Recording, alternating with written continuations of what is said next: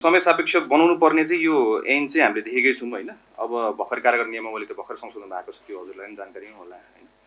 अब यो भन्दै गर्दाखेरि अरू विषय विशेष गरी चाहिँ हाम्रो अब जेनजी आन्दोलनको मुद्दा फिर्ताको सम्बन्धीमा यहाँ धेरै प्रश्नहरू उठाउनु भएको छ माननीयज्यूहरूले।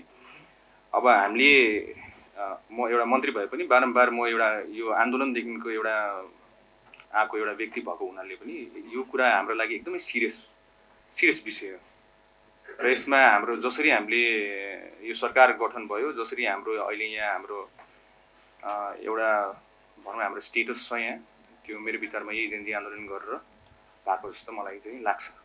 त्यही भएर यो विषयमा हामी गम्भीर छौँ। यसको लागि हामीले एउटा समिति पनि हामीले गठन गरेका छौँ। अब यो समिति कुन आधारमा गठन गर्यो भनेर हाम्रो सुलभ माननज्यूले पनि भन्नुभएको थियो। हाम्रो चाहिँ नेपाल सरकार बादी भई चलाइएका फौजदारी मुद्दा फिर्ता लिन सम्बन्धित निर्देशिका 2066 दफा 8 तह चाहिँ हामीले चाहिँ यो समिति एउटा गठन गरेका छौँ। नेपाल सरकारको पहिलादेखिको समस्या त्यही छ। राम्रो कानुनहरू ऐनहरू सबै कुराहरू छन्, तर कार्यान्वयनको पक्षमा चाहिँ हामी एकदमै कमजोर छौँ होइन। त्यही भएर हामीले अब साँच्चीकै यो देशमा परिवर्तनै ल्याउने हो भने चाहिँ हरेक बुदालाई चाहिँ हामीले सिरियसली लिएर त्यसलाई चाहिँ कार्यान्वयनमा लाने कसरी भनेर चाहिँ एउटा प्लानिङ बनाउनु एकदमै जरुरत देखेको चाहिँ हामीले महसुस गरेको छौँ। अब कैदीबन्दीको कुरा गर्दै गर्दाखेरि हजुरलाई थाहा भएकै कुरा हो, हाम्रो अहिले 28,000 जना अहिले कैदीबन्दी भन्छ, जबकि हाम्रो क्यापासिटी मात्र हाम्रो तपाईँको 19,000 जना मात्रै हो होइन। अब यसको लागि पूर्वाधार विकासको लागि अब तपाईँको विभिन्न ठाउँहरूमा हामी पनि कारागारहरू हामीले त्यसको बारेमा अब हामीले इन्फर्मेसनहरू लिइरहेका छौँ, त्यहाँको कारागारको स्थिति, त्यहाँको भौतिक संरचनाहरूको विषयमा होइन। त्यसको लागि चाहिने बजेट, त्यसको लागि डिपिआरहरू हामीले तयार पार्दै नै छौँ। त्यसको लागि अझै राम्रोसित हामीले यसलाई कारागारलाई एउटा नीतिगत हिसाबले अनि एउटा व्यवस्थित ढङ्गले हामीले कसरी गर्न सक्छौँ भने हामी त्यसमा उन्मुक्त भएकै छ। त्यसको पनि जानकारी गराउन चाहे सदनलाई यो समितिलाई। अब हामीले अर्को कुरा देखेको चाहिँ यो नाइके, भाइ नाइके, चौकीदार, यो सबैजनालाई थाहा भएकै विषय हो। यसको विषय भनेको चाहिँ यो यसपालि हामीले चाहिँ रोकिदिएको छौँ। यो चौकीदारको नियुक्तिमा हामीले ट्रान्सपेरेन्ट हिसाबले गर्नुपर्ने। जेल जाँदाखेरि मान्छेले कमाएर आउने भयो क्या, समस्या चाहिँ यो होइन, बुझ्नुभयो नि होइन। अनि यसलाई चाहिँ हामीले मान्छेलाई त बारम्बार जेल जानु मन लाग्यो। तपाईँ हामीले समितिमा बैठक गरेर पनि यो तरिकाले हामीले जति जे गरे नि त्यो कतिखेर के क्राइम गरौँ र भित्र गएर पैसा कमाउँ जस्तो गरेर एउटा माइन्डसेट हुन थाल्यो क्या। मान्छेले भित्र गएर कमाउँछ भने त बाहिरभन्दा भित्र कमाउँछ त मान्छे भित्र जाने भयो परिवार पाल्न त होइन। त्यही भएर यो चौकीदारको नियुक्तिमा पनि ट्रान्सपेरेन्सी आओस् भनेर हामीले त्यहाँ हाम्रो महानिर्देशक ज्यू डिजी साहबलाई हामी त्यही अनुसार निर्देशन पनि दिएको छौँ।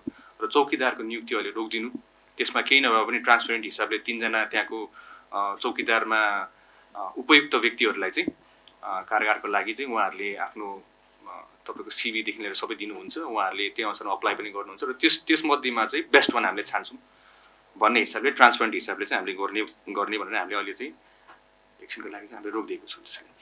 सो हामी सकेसम्म हामीले आफूले गर्नुपर्ने काम कर्तव्य त हामीले गरिहाल्छौँ ट्रान्सपेरेन्ट हिसाबले गर्नुपर्ने, किन त्यही नै हो हाम्रो जनताको म्यान्डेट। जनता आफ्नो जेनजीले दिएको म्यान्डेट पनि त्यही नै, किन उहाँहरू नै हो यो देशको भविष्य भनेको चाहिँ होइन। हामीभन्दा अझै पछिल्लो पुस्ता हो, तर उहाँहरूलाई पाउने देश कस्तो दिने भनेको त तपाईँ हाम्रो हातमा नै छ।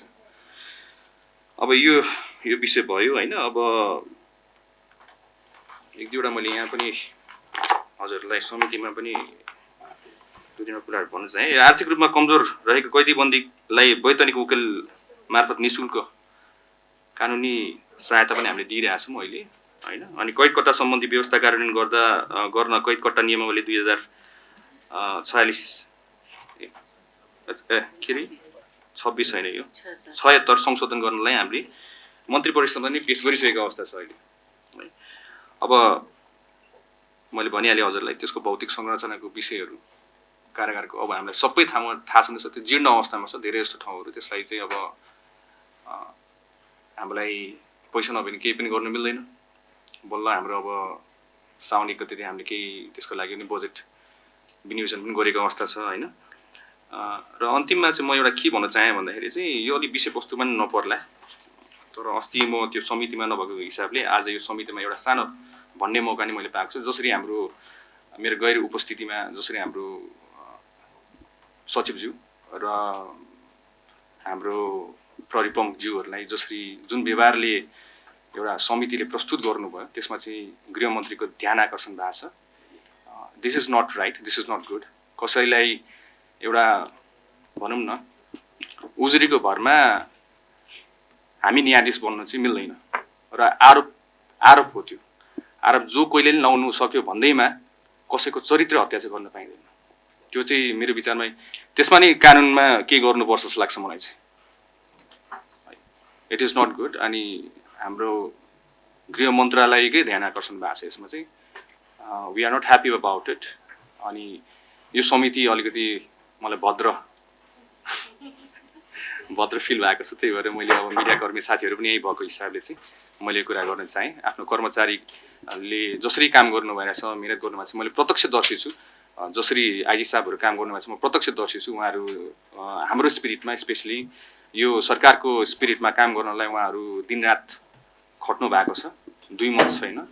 आरोप भन्ने लगाउन जोसुकैले पनि सक्यो, तर त्यो पुष्टि नभएसम्म चाहिँ कसैलाई चाहिँ दोषी करार गरेर चाहिँ एउटा समिति मार्फतमा चाहिँ यस्तो गर्नु चाहिँ राम्रो होइन जस्तो चाहिँ मलाई लाग्छ।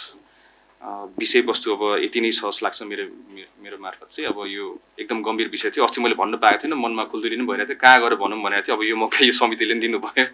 धन्यवाद समितिको सभापतिज्यू, सबैजना कर्मचारी मित्रहरू, पत्रकार मित्रहरूलाई पनि धेरै धन्यवाद भन्न चाहन्छु। र यो सुझाव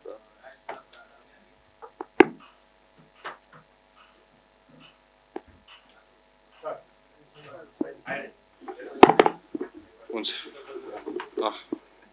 अब यो समितिको सुझाव, यो प्रतिवेदनको आधारमा हामीले कारगर ऐन पनि संशोधन गरौँ सबैजना मिलेर। अझै त्यसमा थप गर्नुपर्ने छ भने अझै थपौँ हामीले, किन यो जस्तो ऐतिहासिक मौका हामीलाई सायद कहिले पाउँछौँ जस्तो लाग्दैन। अब हाम्रो शहीदहरू, घाइतेहरू र जतिजना जेनजी भाइ बहिनीहरू जतिजना अहिले पनि कारागारमा हुनुहुन्छ, उहाँहरूको देन हो जस्तो लाग्छ मलाई। त्यसमा रेस्पेक्ट पनि गर्नुपर्छ। कुनै कमी कमजोरी छ भने we are very open. We take suggestions, constructive criticism, specially constructive क्रिटिसिजमहरूलाई चाहिँ हामीले एकदम सिरियसली लिने नै गर्छौँ होइन। त्यसमा हामी ओपन नै छौँ। यहाँ मात्र नभएर माननीयज्यूहरूले अरू ठाउँमा आएर पनि हामीलाई सजेसन्सहरू दिँदाखेरि हामीले त्यसलाई सिरियस, हरेक सजेसन्सलाई हामीले सिरियस, राम्रो गर्नलाई किन तपाईँको दोहोरो सोच्नु पऱ्यो, जुनै पार्टीको होस् न होइन। राम्रो कुरा सजेसन ल्याउनुहुन्छ भने त्यसलाई त मनमा लिएर हामीले देशको लागि भन्नुभएको छ भनेर हामीले गर्ने नै हो नि। त्यसमा त कुनै त्यस्तो दुविधा छैन। हस्, धेरै धेरै धन्यवाद। Thank you.